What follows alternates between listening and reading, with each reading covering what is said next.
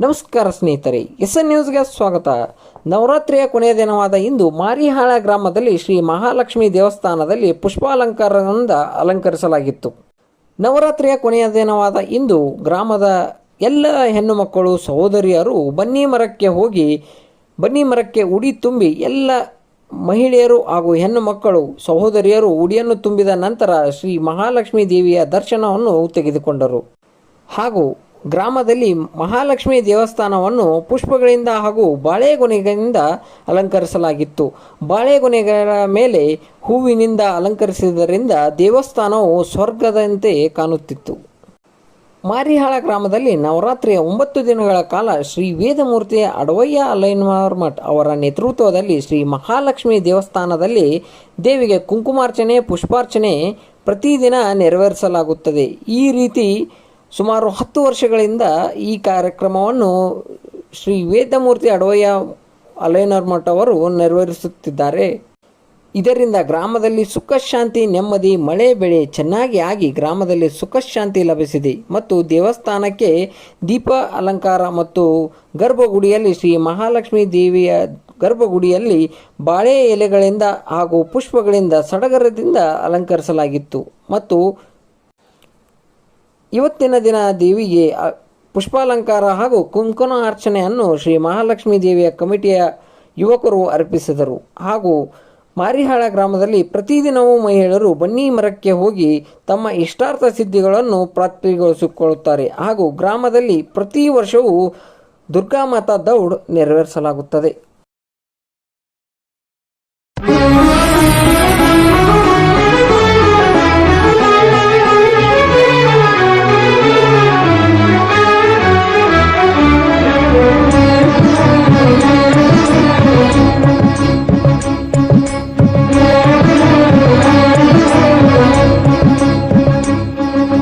ಬಾರಮ್ಮ ಬಡವರ ಮನೆಗೆ ದಯ ಮಾಡಮ್ಮ.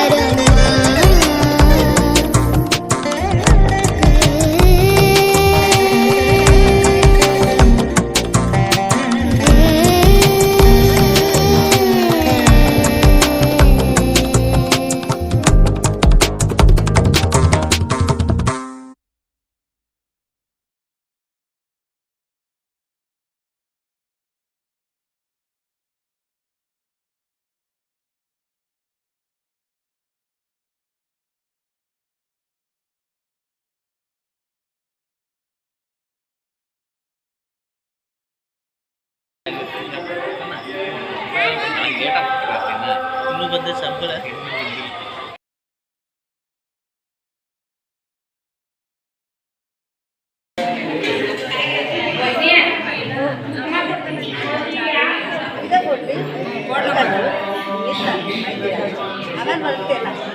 ಕೊಡ್ತೇನೆ ಇನ್ನೊಂದು ಸ್ವಲ್ಪ ನಾವು 10 ಗಂಟೆ ಬಂದು ಇಲ್ಲ ಹುಡುಗಿ ಹಚ್ಚಿರ್ತಾರೆ ಇಲ್ಲ